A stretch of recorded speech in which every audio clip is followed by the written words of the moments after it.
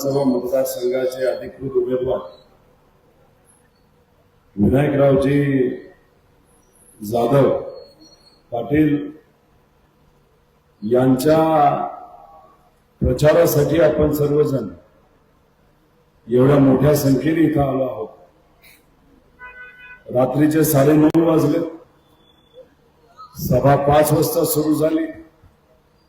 एवढा वेळ होऊन सुद्धा तुम्ही एवढ्या मोठ्या संख्येने इथं उपस्थित आला आहात. त्याच्यावर एकच गोष्ट सिद्ध होते की आपले विनायकराव 100% आमदार हे होणार म्हणजे होणार. अनेक मान्यवर या व्यासपीठावर उपस्थित आहेत. राष्ट्रवादी शरदचंद्र पवार यांच्या पक्षातले पदाधिकारी कार्यकर्ते, उद्धव ठाकरे साहेबांच्या शिवसेनेमध्ये काम करणारे सर्व निष्ठावंत पदाधिकारी कार्यकर्ते, काँग्रेसचे पदाधिकारी कार्यकर्ते व इथं उपस्थित असणारे या भागामध्ये राहणारे सर्व स्वाभिमानी नागरिक, पत्रकार बंधू आणि भगिनींनो, आपली ही भूमी अतिशय पवित्र भूमी आहे. वसुंधरा रत्न राष्ट्रसंत शिवलिंग शिवाचार्य महाराज यांच्या विचाराने पावन झालेली भूमी. पीर बाबा हुसेनी यांचा विचार सुद्धा या परिसरामध्ये आपल्या सर्वांना जाणवतो. तरी या सर्व महान व्यक्तींच्या समोर मी नतमस्तक होतो. गेल्या वेळेस इथे मी आलो होतो. कार्यकर्त्यांचा एक मेळावा ठेवला होता. रॅली सुरू झाली. रॅली 4 तास चालू राहिली आणि नंतर कार्यक्रम झाला. तो कार्यक्रम सुद्धा खूप सुंदर झाला. या जिल्ह्यावर आदरणीय पवार साहेबांचं खूप मनापासूनच प्रेम. मुख्यमंत्री असताना नाहीतर नसताना नेहमी या जिल्ह्यामध्ये आदरणीय पवार साहेब येत आलेले आहेत. इथं असणाऱ्या लोकांचे प्रश्न समजून घेऊन ते आपल्या सर्वांना कसे मार्गी लावता येईल यासाठी त्यांनी प्रयत्न केलेले आहेत. लातूरचा भूकंप आपल्या सर्वांना माहिती आहे. अख्खं मंत्रालय या जिल्ह्यामध्ये पवार साहेबांनी आणलं होतं आणि ज्या सामान्य लोकांना भूकंपामुळे अडचण आली होती त्यांना स्वतः लक्ष देऊन त्या सर्व लोकांना मदत केली होती. या भागामध्ये मी सुद्धा जेव्हा येतो तेव्हा स्वर्गवासी विलासराव देशमुख साहेबांची आठवण येते. त्यांनी सुद्धा या जिल्ह्यासाठी खूप काही केलं, महाराष्ट्रासाठी केलं. शिवाजीरावजी निलंगेकर साहेब असतील, तसंच माननीय शिवराज पाटील चाकूरकर साहेब असतील, या सर्व महान नेत्यांनी काँग्रेस सरकारच्या काळामध्ये या परिसरामध्ये खूप चांगलं काम केलं आहे. एक गोष्ट आपण सर्वांनी समजून घेतली पाहिजे की या भागाने म्हणजे मराठवाड्याने कधीही कोणाची गुलामी स्वीकारली नाही. आज जर आपलं राज्याचं सरकार बघितलं, कुठलाही निर्णय घ्यायचा असेल तर दिल्लीला जावं लागतं. दिल्लीमध्ये त्यांचे गुजरातचे नेते जे बसले त्यांच्या समोर वाकावं लागतं. आपण मराठी माणसं कधी कोणाची गुलामी स्वीकारणार नाही. पण आजचे हे महायुतीचं सरकार दुर्दैव असं की दिल्ली समोर दिल्लीमध्ये असणारे जे सर्व त्यांचे नेते त्यांची गुलामी त्यांनी स्वीकारली आहे. खरं तर या सरकारला कुठेतरी आपल्या सर्वांना उत्तर द्यावं लागेल. कोणाला पालकमंत्री पद द्यायचं असेल, मंत्रीपद पाहिजे असेल, एखादा निर्णय घ्यायचा असेल महाराष्ट्राच्या हिताचा, नाही तर आता आमदारकी द्यायची असेल तरी या सर्व लोकांना दिल्लीला जावं लागतं. पूर्वीचा काळ जर आपण आठवला, या देशाचा निर्णय सुद्धा महाराष्ट्र घेत होता. आणि महाराष्ट्रातले सर्व नेते खऱ्या अर्थाने महाराष्ट्राचाच विचार करत होते. पण गुजरातचे नेते जे दिल्लीत बसले, त्यांची गुलामी करत असताना हे जे 3 महाराष्ट्रातले नेते जेव्हा दिल्लीला जातात तेव्हा महाराष्ट्राचा कमी विचार करतात आणि गुजरातचा जास्त विचार करतात. आपल्या या राज्यामध्ये येणारे जे प्रमुख सर्व इन्व्हेस्टमेंट होत्या, गुंतवणूक होती, ज्याच्यामध्ये तुमच्या सर्वांच्या मुलामुलींना नोकऱ्या मिळाल्या असत्या. शेतकरी, कष्टकरी, इथे छोटे मोठे दुकानामध्ये काम करणारे नाही तर दुकानदार जे आहेत त्यांच्या मुलामुलींना हाताला काम मिळालं असतं. हे काम, ही नोकरी आपल्या महाराष्ट्रामध्ये येण्याऐवजी सर्व नोकऱ्या कुठे गेल्या असतील तर त्या गुजरातला गेलेल्या आहेत. विलासराव देशमुख साहेब पूर्वी म्हणायचे, जे जे नवं ते लातूरला हवं. पण आता असं झालंय की जे जे नवं ते गुजरातला आपल्याला पाठवायचे. खरं तर ह्या सगळ्या कंपन्या जर आपल्या भागामध्ये आल्या असत्या तर तुम्हाला हाताला काम मिळालं असतं. इथं असणारी जी सर्व युवा पिढी आहे इथं कुठे काम करते? मोठ्या शहरामध्ये जाऊन काम करावं लागतं. तिथं जाऊन कुठेतरी कुठल्या तरी साध्या दुकानामध्ये चांगली डिग्री असताना सुद्धा आणि काय काय भागामध्ये डिग्री असताना सुद्धा वॉचमॅन नाही तर कुठेतरी असं काम करावं लागतं. वॉचमॅनचं काम कमी दर्जाचं असतं असं मी म्हणत नाही. अरे पण आई वडिलांनी 5-6 लाख रुपये खर्च करून जर मुलाला मुलीला इंजिनियर बनवलं असेल, जर उच्च शिक्षित बनवलं असेल आणि त्या मुला मुलींना आता नोकरीसाठी जर वनवन फिरावं लागत असेल तर त्याला काय म्हणायचं? युवा संघर्ष यात्रा या महाराष्ट्रामध्ये जेव्हा आम्ही काढली होती 800 किलोमीटर चाललो होतो. अनेक असे लोक आम्हाला भेटायचे. त्याच्यामध्ये एक चहा गाडा असणारा व्यक्ती मला भेटला. त्यांनी मला सांगितलं, दादा मी चहा विकतो. मी त्याला विचारलं मुलगा किती शिकलाय? तो म्हणाला मी 4थी पर्यंत शिकलो पण माझा मुलगा इंजिनियर झाला. अरे वा, कुठल्या कंपनीत काम करतो? त्यांनी सांगितलं कुठल्या कंपनीत सोडावं, माझ्या बरोबर इथे उभं राहून चहा विकतो. मला कधी कधी प्रश्न पडतो, असं तो माणूस म्हणाला की अहो चहा विकता विकता कष्ट करता करता 5-6 लाख खर्च करून मी माझ्या मुलाला तिथे इंजिनियर बनवलं की माझी जी परिस्थिती ती माझ्या मुलाची मुलीची नसावी. आणि एवढं सगळं करून आता काय करतो तर 4थी पास असणाऱ्या बापाबरोबर तो मुलगा इथं चहा विकतो. हे दुर्दैव आहे. याचा विचार कुठेतरी आपण सर्वांनी केला पाहिजे. मगाशी विनायकरावांशी मी बोलत होतो. त्यांनी सांगितलं आमच्या या भागामध्ये एमआयडीसी आलीच पाहिजे.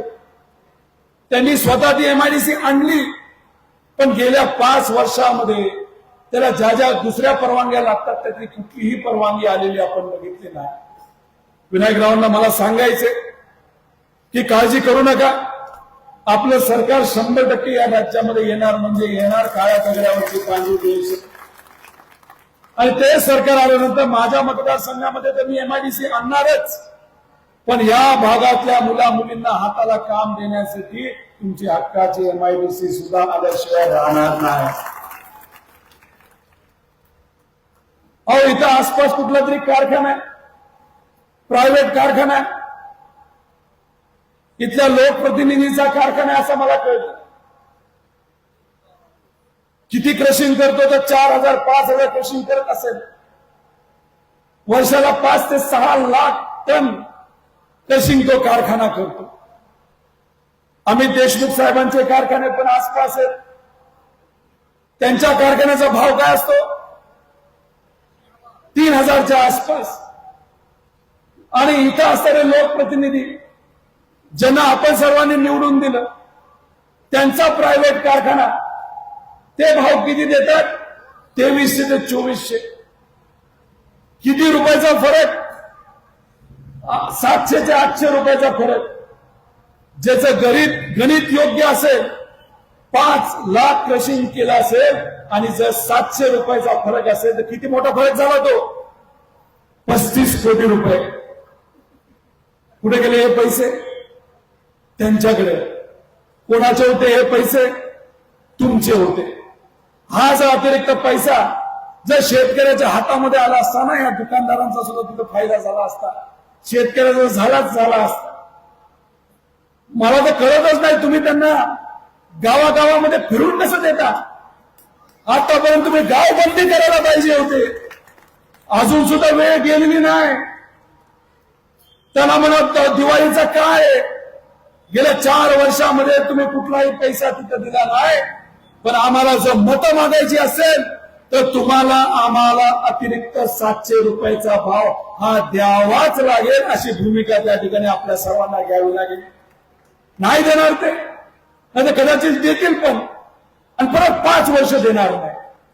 त्यामुळे त्या व्यक्तीवर विश्वास ठेवू नका. मग अशी रामायण ऐकलं मी, अहो त्याच्यामध्ये कोण रावण हे मी सांगणार नाही, पण त्या व्यक्तीने आदरणीय पवार साहेबांना एकदा धोका दिला होता. संजयराव बरोबर ना, एकदा धोका दिला, त्यानंतर पवार साहेबांनी परत एकदा विश्वास ठेवला. 2019ला परत एकदा संधी दिली, तुम्ही कृपा केली, आशीर्वाद केला, पवार साहेबांकडे बघून त्यांना निवडून दिलं, आणि निवडून दिल्यानंतर आमदार झाले, आणि आमदार झाल्यानंतर अजून एकदा धोका. अरे म्हणजे धोका राजा, धोक्याचा राजा असल्यासारखा आहे. त्यामुळे या धोका किंगला या विधानसभेला आपल्याला घरी बसवावं लागेल. बसवणार का नाही बसवणार? उशीर झाला पण एनर्जी पाहिजे ना, जोश पाहिजे, जोश. मी एकदा घोषणा देतो, त्याला फक्त प्रतिसाद आपण मोठ्या आवाजाने आणि हात वर करून दिला.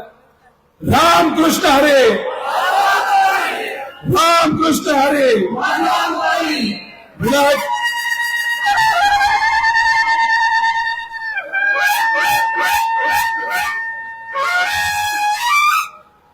थांबा, वेळ कमी राहिला. विनायकरावांना आमदार बनवायचं ना, ठरले का? आपला हात वर करून सांगा. अहो हे जे भ्रष्ट सरकार आहे ना, त्याला घरी बसवायचे. पैसा अमाप येणार आहे, अमाप. अहो सरकारने आपलं मत नेहमी फुकटच घेतलं हो, आणि खास करून भाजपच्या सरकारने. आपलं घर कशावर चालतं? शेतीवर चालतं. ज्यांच्याकडे शेती नाही तो शेतात कष्ट करून कसं तरी पोट भरतो. शेतकऱ्याला 4 पैसे मिळाले तर त्या मजुराला पैसे मिळतात. शेतकऱ्याच्या मजुराच्या हातामध्ये पैसा आला तर या छोट्या मोठ्या व्यापाऱ्यांना मदत होते. पण मला तुम्हाला आपल्या सर्वांना विचारायचं, या भागामध्ये सर्वात महत्वाचं पीक कुठलं आहे? कुठलं आहे? काय रेट आहे? अहो 3200 रेट. दिवाळीची खरेदी झाली का? फराळ करण्यासाठी आपण तेल बिल घेतले असेल ना? सोयाबीनचं तेल घेतलं का? सोयाबीनच्या तेलाचा भाव काय? अरे भाव किती? 150. डबा कितीला? अरे किती 2400 का 2500 रुपयाला डबा. ते काय किती? त्यांना विचारा दुकानदारांना. नाही, हे आपलं सेवा केंद्र दिसते. अहो बराच रेट आहे, पण सोयाबीनला तेवढा रेट मिळालाय का? आणि जर सोयाबीन जर स्वस्त असेल, आमचा शेतकरी त्रस्त असेल, तर मग तेलाचे भाव का वाढतात? मग मधला मलिदा कोण खाते? अहो हे भाजप कधी आपला विचार करत नाही. अहो कपाशीच्या बाबतीत तशीच परिस्थिती. जेव्हा गरीब पोरापोरींना जे जिल्हा परिषद आणि गव्हर्नमेंटच्या शाळेमध्ये जातात नवीन, आणि गरीबाच्या पोरापोरींचे कपडे मात्र जुने. अहो सरकारने जर जबाबदारी घेतली असेल तर 6-7 महिने ओलांडून सुद्धा या बिचारा मुला मुलींना कपडे आले नाही, आणि जे कपडे आले ते सुद्धा वेडे वाकडे शिवलेले. अहो पैसा खाऊन खाऊन कुठं तुम्ही खाणार? अहो 50 ते 60 हजार कोटी रुपये या सरकारच्या नेत्यांनी खाल्ले, हे मी पुराव्या सकट तिथं लोकांसमोर आणलेलं आहे. अहो 60-70 हजार कोटी रुपये खाल्ल्यानंतर प्रत्येक मतदारसंघामध्ये सत्तेत असताना आमदार हा त्यांच्या इलेक्शनला कमीत कमी 40 ते 50 कोटी रुपये खर्च करणार आहे. 4 दिवसापूर्वी पुण्यामध्ये एका गाडीमध्ये 5 कोटी रुपये सापडले. तुम्हाला सगळ्यांना माहिती. कोणाची होती ती गाडी? काय ती झाडं, काय ते डोंगर, काय ती गाडी, काय ते पैशाच्या नोटा ऑल ओके, एकदम ओके. अहो परवा या महाराष्ट्रामध्ये किती रुपये मिळाले? 50 कोटी एका दिवसात कॅश मिळाली, 50 कोटी रुपये. अहो हे जे गुजरात शाही असणारे लोक आहेत ना, गुजरातचे नेते, त्यांना काय वाटतं? ज्या गोष्टी गुजरातमध्ये होतात की पैसे दिले तर स्वाभिमान तुम्हाला विकत घेता येतं, तुम्हाला मतदान विकत घेता येतं. मला त्या गुजरातच्या नेत्यांना सांगायचे, अहो आम्ही मराठी माणसं आहोत, आम्ही स्वाभिमानी माणसं आहोत आणि आमच्या स्वाभिमानाची किंमत कोणी करू शकत नाही आणि आमचं मत कोणी विकत घेऊ शकत नाही. या लोकसभेला आपण सर्वांनी दाखवून दिलं. एका लोकसभेच्या मतदारसंघामध्ये 100 ते 150 कोटी रुपयाचा खर्च झाला. लोकांना विकत घेण्याचा प्रयत्न केला, नेत्यांना विकत घेतलं. पण इथं असणाऱ्या मराठी माणसांनी दाखवून दिलं आमचा स्वाभिमान आमच्या सर्वांसाठी महत्वाचा आहे. आणि गुजरातच्या नेत्यांना दाखवून दिलं की गुजरात शाही ही महाराष्ट्रामध्ये चालत नसते. महाराष्ट्र हा स्वतंत्र राज्य आहे आणि महाराष्ट्र या देशातलं 1 नंबरचं राज्य आहे. आणि या महाराष्ट्रातलं 1 नंबरचं कोण बनवत असेल तर इथं असणारी प्रामाणिक कष्ट करणारी स्वाभिमानी माणसं, तुमच्यासारखी माणसं. अहो हेच अमित शहा गेल्या 10 दिवसापूर्वी या महाराष्ट्रामध्ये आले आणि म्हणाले, काय तुमच्या राज्यामध्ये काही लोक आंदोलनाला बसली. कुठली आंदोलनं चालू होती? मराठा समाजाचं आंदोलन चालू होतं, ओबीसी समाजाचं आंदोलन चालू होतं, धनगर समाजाचं आंदोलन चालू होतं, आदिवासी समाजाचं आंदोलन चालू होतं.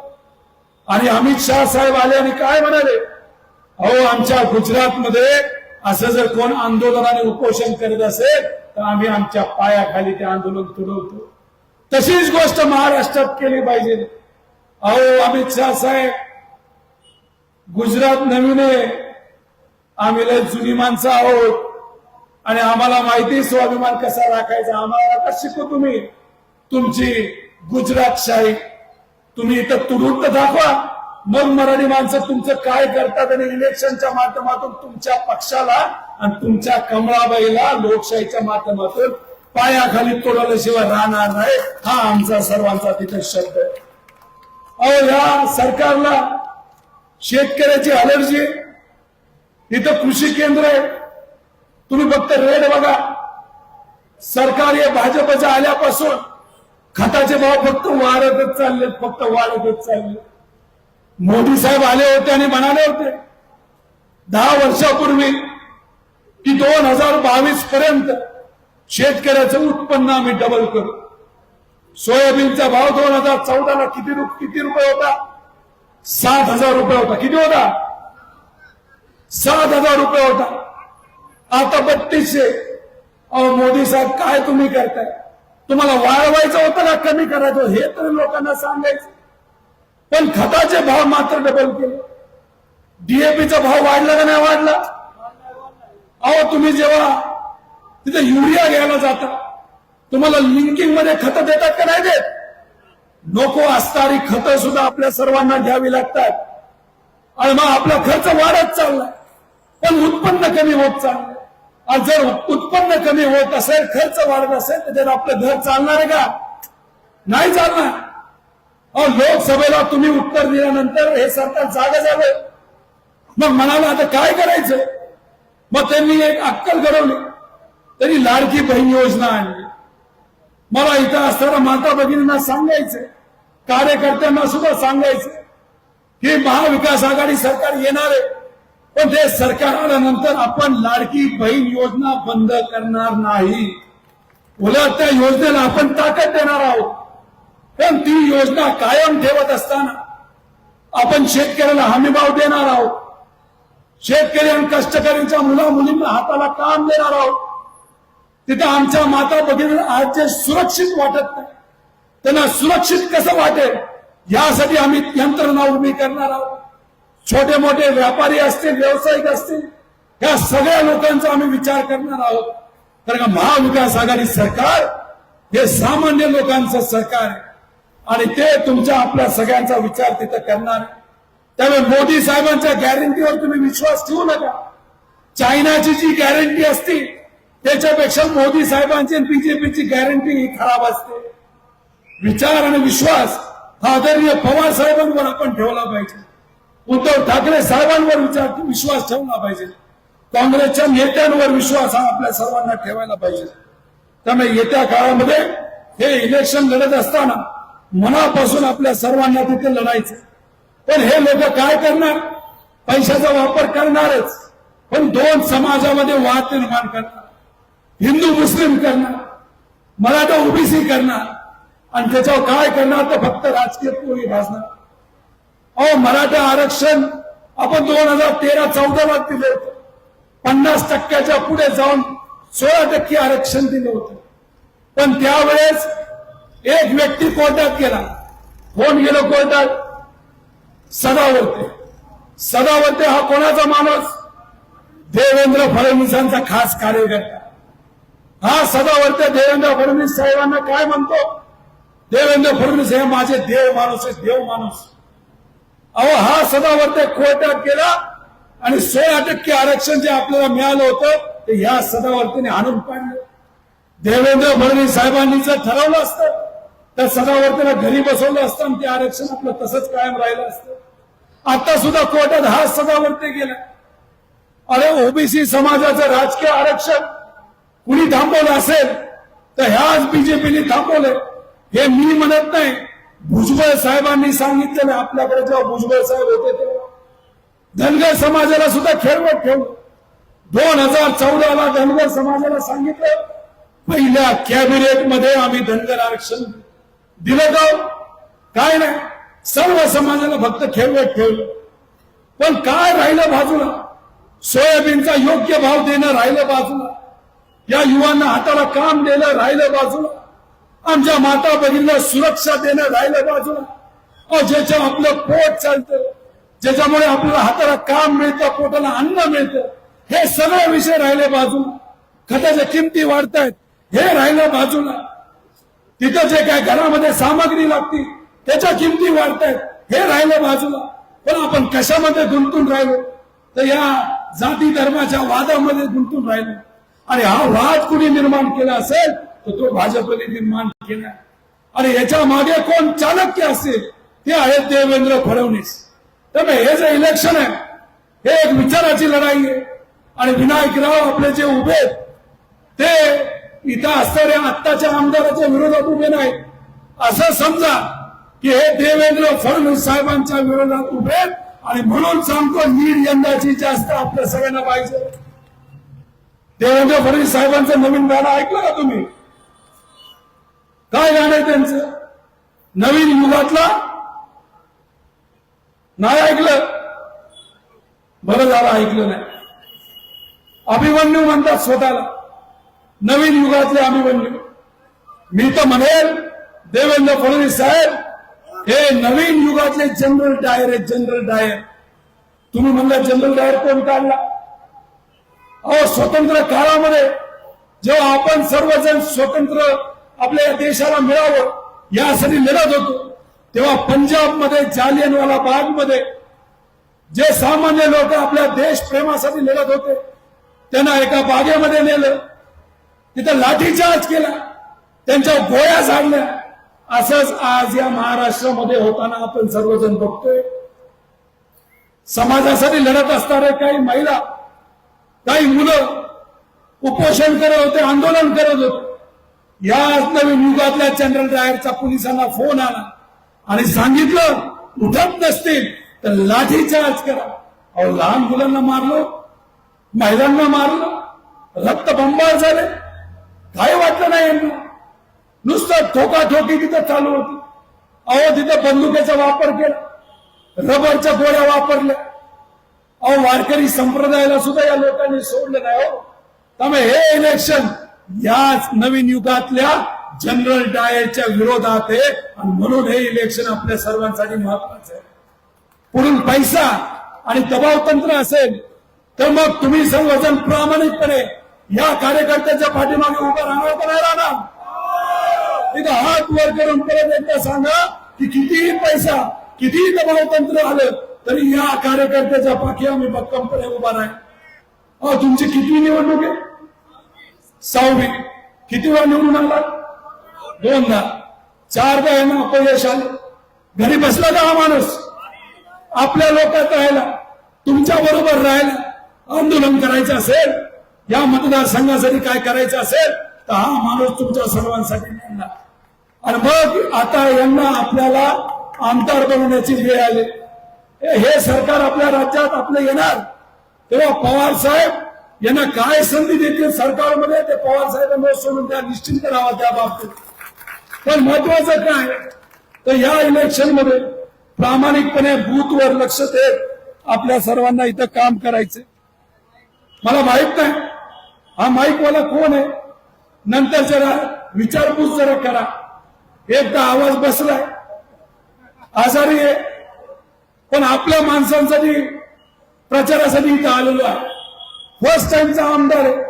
माझ्या मतदारसंघामध्ये तिथे असणारे आमचे जे स्वाभिमानी नागरिक आहेत, कार्यकर्ते, पदाधिकारी आहेत, त्यांनी माझं इलेक्शन हातामध्ये घेतलेलं आहे आणि त्यांनी सांगितले आदरणीय पवार साहेबांबरोबर राहून जिथं कुठं तुम्हाला जाता येईल तिथं तुम्ही सभा घ्या म्हणून या ठिकाणी मी आलोय आणि त्याचं पूर्णपणे श्रेय माझ्या मतदारसंघातल्या लोकांना जातं.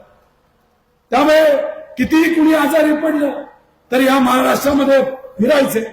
पवार साहेब फिरतायत, उद्धव ठाकरे साहेब फिरतायत, काँग्रेसचे नेते फिरतायत आणि यश आपल्याला या इथं आल्याशिवाय राहणार. मग अशी बोलत असताना मला सांगितलं या मतदारसंघामध्ये अजून बरेच काय कामं राहिले. पोलीस स्टेशनची मागणी मी माझ्या मतदारसंघामध्ये सुद्धा अशीच मागणी केली होती. माझ्या आधी मंत्री असताना त्यांना ते जमलं नाही. पण मग आपलं सरकार जेव्हा आलं आपण त्या बाबतीतला पाठपुरावा केला आणि 6 महिन्यातच पोलीस स्टेशन आपण तिथं आणलं होतं माझ्या मतदारसंघामध्ये. आता आपलं सरकार येत आहे त्यामुळे तुमची या पोलीस स्टेशनची मागणी ही मला असं वाटतं पहिल्या कॅबिनेट नाही तर दुसऱ्या कॅबिनेटमध्ये झाल्याशिवाय राहणार नाही.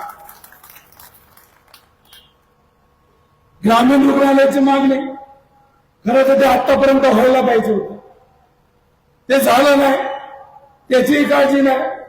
आरोग्य विषय हा महत्वाचा असतो. आपलं सरकार आल्यानंतर मी जेव्हा टोपे साहेब आपले मंत्री होते तेव्हा मी माझ्या मतदारसंघामध्ये मोठ्या प्रमाणात तिथं उपजिल्हा रुग्णालय केले. 3 उपजिल्हा रुग्णालय केले.